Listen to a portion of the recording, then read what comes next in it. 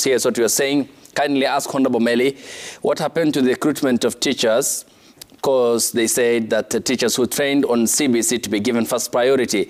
But we have so many teachers outside here who spent their money to enroll on CBC. You'll be responding to that. There are a couple of SMSs.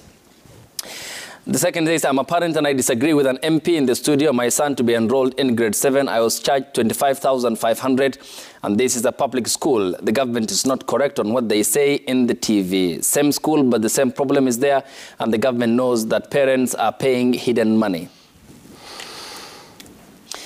The third says, it pains when the discussions insist that junior secondary school is free. Yesterday, for example, I was handling a case where the learners are required to purchase a locker, which is approximately 4,000 Kenya shillings, 8 kgs of maize, 2 kgs of beans, and pay school fees of 3,450 shillings. What is free here?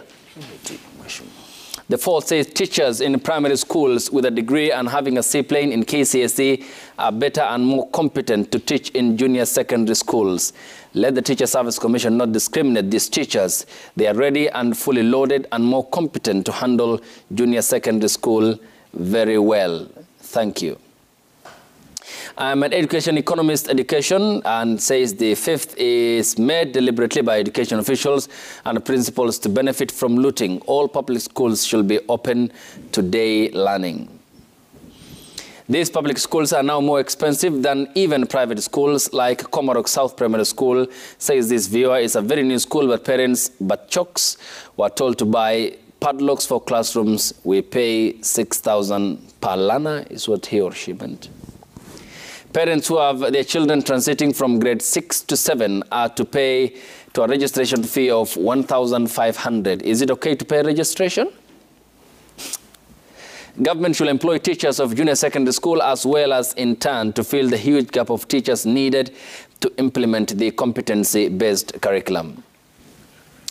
Please ask Honorable Meli, this is the last one, why the Teacher Service Commission is not ready to promote teachers, the Teacher Service Commission teachers with seaplane and with degrees.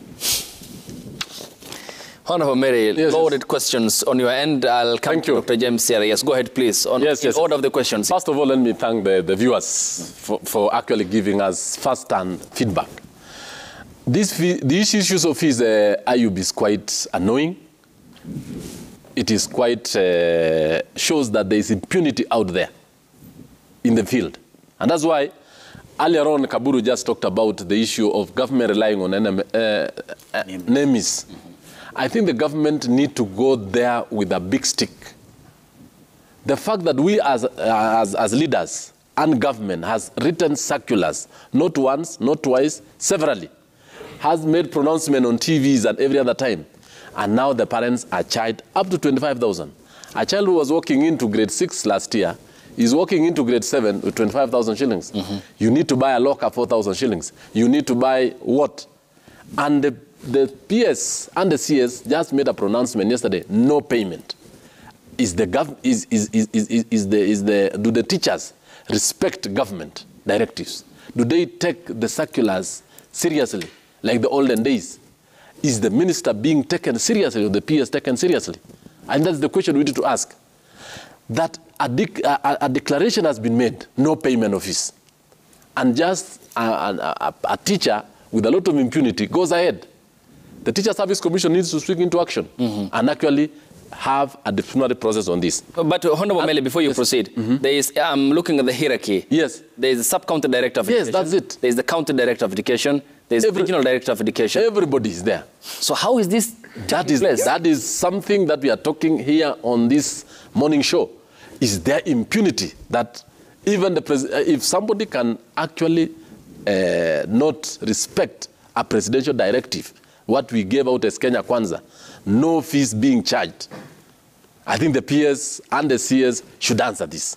Because the officers down there, if no action is not taken, then they are the ones to... When they appear before your committee the next time, would you seek clarity? That is not next time. We will even have an urgent meeting with them. Yes, proceed on this. Okay, proceed with the second one before I come to Dr. James here. On the CBC issue, I think it is quite in order that actually those who are trained, if they were pledged, they were told to go and train and they'd be taken in, is quite correct.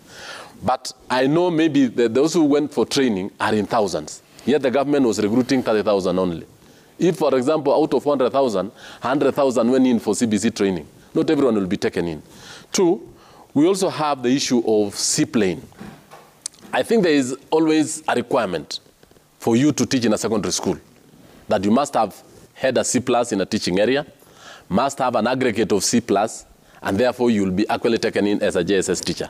That is actually the minimum basic requirement for a quality teacher, not only in Kenya, but in the region.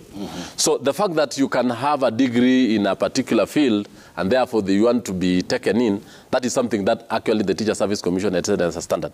But there is something that we talked to the Teacher Service Commission on this, especially on the graduates, that anyone who went in for further training is a graduate, either is a seaplane, he needs to be promoted because he has actually undergone further training on that. So that one is an issue that we can have time to discuss on. Okay. But actually these teachers with, the graduates with C need to be promoted, but still teach in primary.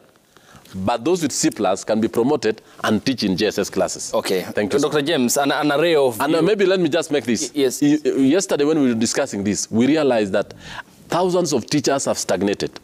And many of them are demotivated. Many of them are actually stayed in a job group for up to 15 years. And we asked the government that every year the government needs to give up to 2.2 billion shillings to ensure that over 10,000 teachers are promoted so that we have a service where people are happy, people are working, and people actually are motivated to go into that. And that's what we want to do. In what many instances you, the teachers, Mwalimu Kola, are calling. I'll come to Amos.